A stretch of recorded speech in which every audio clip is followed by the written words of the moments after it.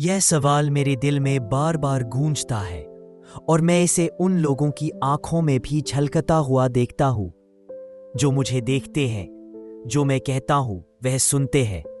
यह सवाल अनेकों के दिमाग में उठता है, मैं अपने उद्देश्य पर ध्यान केंद्रित क्यों नहीं कर पाता?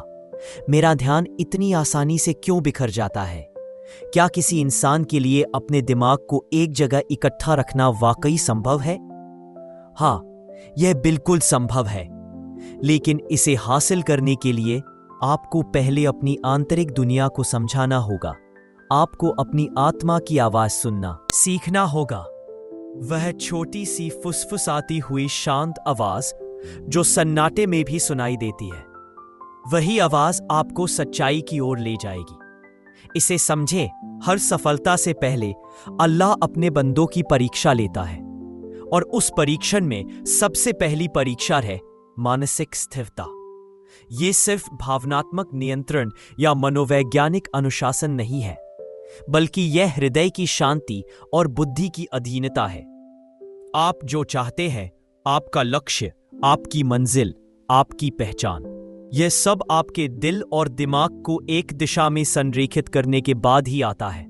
जिस प्रकार प्रार्थना, सुजूद तभी पूरी होती है जब आपका माथा मजबूती से एक स्थान पर टिका होता है, उसी प्रकार आपके लक्ष्य का मार्ग तब स्पष्ट होता है जब आपके विचार लक्ष्यहीन रूप से भटकना बंद कर देते हैं। आप सोच सकते हैं, मैं डॉक्टर बनना चाहता हूं, मैं इंजीनियर बनना चाहता हूं, मैं वीडियो बनाना चाहता हूं, मैं कोई महत्वपूर्ण व्यक्ति बनना चाहता हूं। लेकिन जब आपकी सोच में धैर्य नहीं है और आपके इरादे में ध्यान नहीं है, तो ये इच्छाएं क्षणभंगुर फुसफुसाहट में बदल जाती हैं, जैसे रेत में अपना नाम लिखना ताकि लहरें उसे बहा ले जाएं। आपका वास्तविक संघर्ष दूसरों से नहीं है, न पड़ोस के बच्चों से, न सहपाठियों से, न सोशल मीडिया के निर्माताओं से। आपकी सच्ची लड़ाई आपके उस हिस्से से है जो लगातार सब कुछ कल तक टाल देता है। मैं कल शुरू करूंगा, मैं कल ध्यान केंद्रित करूंगा, मैं कल पढ़ाई करूंगा। यह है कल एक धोखा है जो आपको आज से दूर रखता है। शैतान चाहता है कि आप दिन प्रतिदिन अपने उद्देश्य में देरी करें, क्योंकि वह जानता है कि जिस क्षण कोई व्यक्ति वास्तव में आज को महत्व देता है, उसका भाग्य बदलना शुरू हो जाता है। आपका मन कोई साधारण चीज नहीं है, यह अल्लाह की ओर से एक अमानत है, एक दुर्लभ आशीर्वाद है। और जो इस आशीर्वाद का सम्मान करने में विफल रहता है, वह इसकी पूरी क्षमता से वंचित हो जाएगा। बहुत कम लोग होते हैं जो अपने मन को अपनी यात्रा का साथी बना पाते हैं। अधिकांश या तो भावनाओं के पीछे भागते हैं या सांसारिक शोर में खो जाते हैं। यदि आप चाहते हैं कि आपका मन पूजा का कार्य बन जाए, तो पहले इसे अपने निर्माता की याद से शुद्ध करें, क्योंकि जो दिल अल्लाह से जुड़ जाता है, उसे कोई भटकाव नहीं मिलता, कोई उलझन नहीं होती। जो दिल अल्लाह की ओर मुड़ता है, वह दुनिया की उथल पुथल के बीच भी शांति पाता है। एकांत अब उसे डराता नहीं है, बल्कि यह सबसे बड़ा आराम लाता है, क्योंकि उस एकांत में वह स्वयं से मिलता है और स्वयं के माध्यम से वह दिव्य की उपस्थिति को महसूस करता है। आपको आश्चर्य होता है कि आपका ध्यान क्यों टिकता नहीं है। आप हमेशा एक ही जगह पर क्यों अटके हुए दिखते हैं। ध्यान से सुनो, जब तक तुम्हारा इरादा सच्चा नहीं होगा, तब तक तुम्हारा ध्यान नहीं जमेगा। आपका संकल्प अब तक अधूरा रहेगा जब तक उसमें अल्लाह की याद ना आए। केवल संसार के लिए किया गया कार्य तुम्हें थका देता है, लेकिन अल्लाह की रजा के लिए किया गया काम ताकत देता है। जब आपको एहसास होता है कि आपका उद्देश्य केवल सफल होना नहीं है, बल्कि सक्षम बनना है ताकि अल्लाह आपको एक नेक काम के लिए चुन सके, तो आपका ध्यान स्वाभाविक रूप से स्थिर होना शुरू हो जाएगा।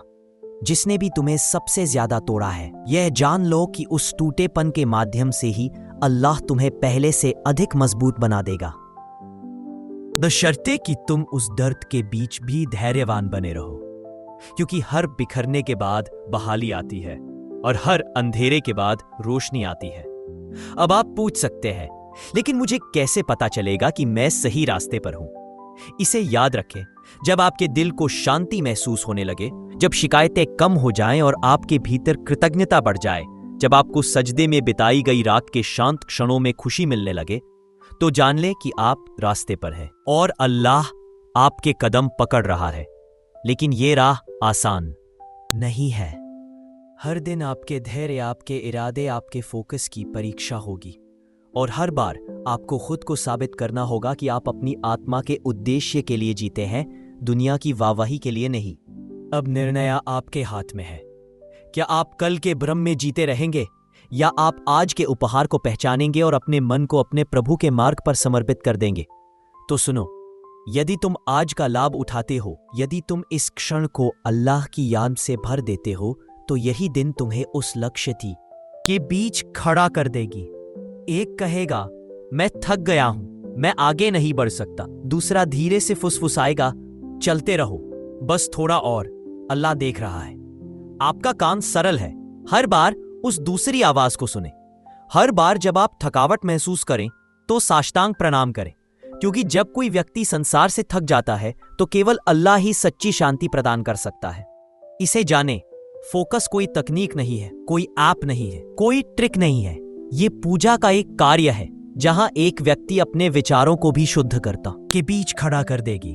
एक कहेगा, मैं थक गया हूं, मैं आगे नहीं बढ़ सकता। दूसरा धीरे से फुसफुसाएगा, चलते रहो, बस थोड़ा और, अल्लाह देख रहा है। आपका काम सरल है। हर बार उस दूसरी आवाज को सुने। हर बार जब आप थकावट महसूस करें तो साष्टांग प्रणाम करें, क्योंकि जब कोई व्यक्ति संसार से थक जाता है तो केवल अल्लाह ही सच्ची शांति प्रदान कर सकता है। इसे जाने, फोकस कोई तकनीक नहीं है, कोई ऐप नहीं है, कोई ट्रिक नहीं है।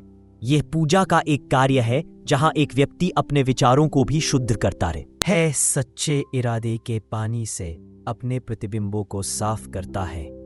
आपके दिमाग का अपना किबला हो सकता है, बस इसे उस शुद्ध इरादे की ओर मोड़ें जो अल्लाह की खुशी के अलावा और कुछ नहीं चाहता है। फिर देखें कि आपका हृदय प्रार्थना में स्थिर होने लगता है। जैसे जैसे आपके विचारों में स्पष्टता आने लगती है और जैसे जैसे आपका उद्देश्य आपके करीब आने लगता है, क्योंकि जिसने दिल और दिमाग दोनों अल्लाह को सौंप दिया, उसे किसी बाहरी सहारे की जरूरत नहीं है। एक पल रुके और सुने।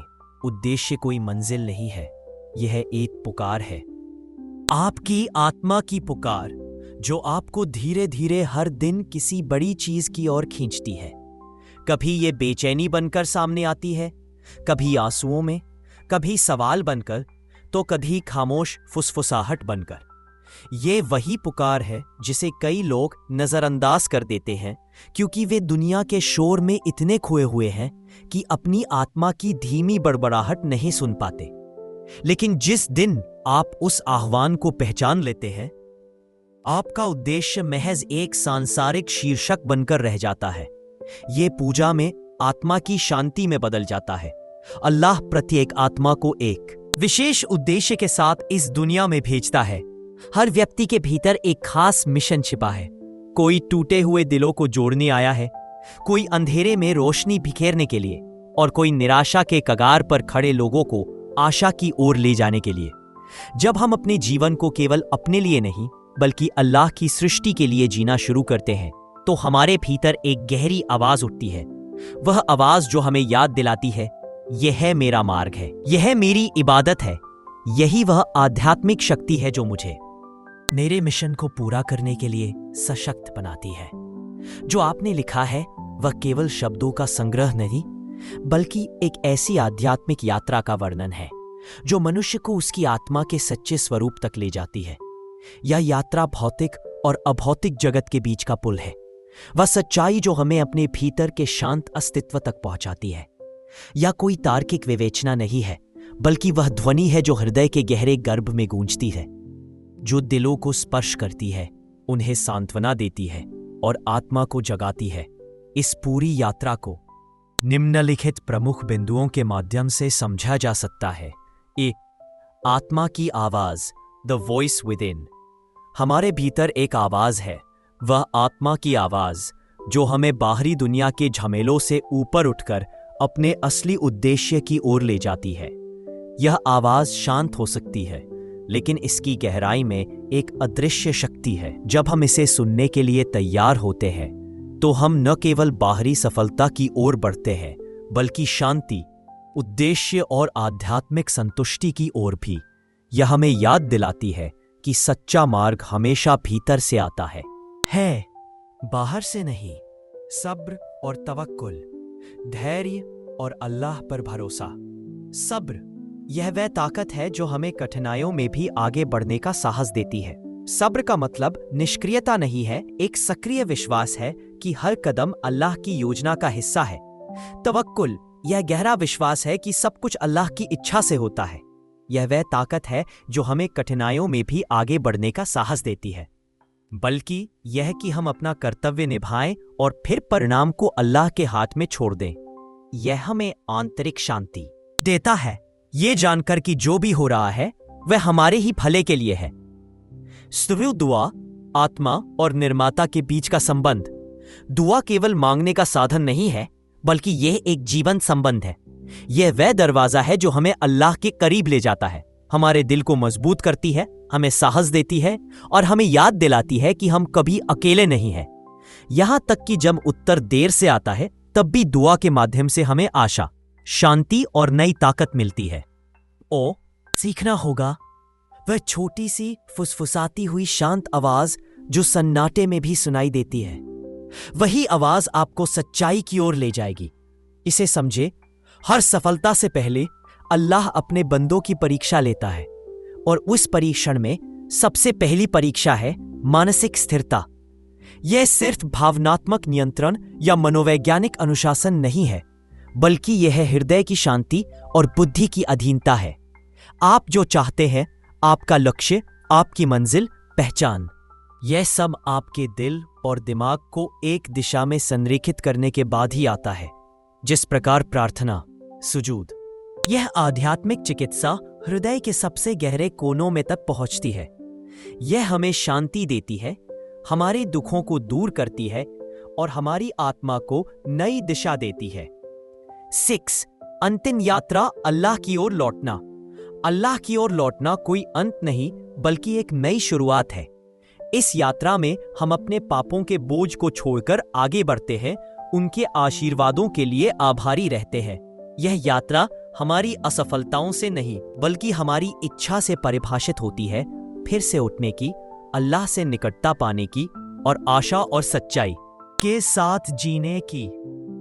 इस पूरे मसदेश का सार यह है कि जीवन का वास्तविक उद्देश्य तभी पूरा होता है जब हम अपनी आत्मा को जगाते हैं और अपने निर्माता के करीब आते हैं। ये रास्ता सरल नहीं हो सकता, लेकिन सब्र, तवक्कुल, दुआ और तौबा के माध्यम से हम इसे सुगम बना सकते हैं। और शायद इसीलिए कहा गया है, जब पहला कदम उठाया जाता है तो रास्ता अपने आप बन जाता है।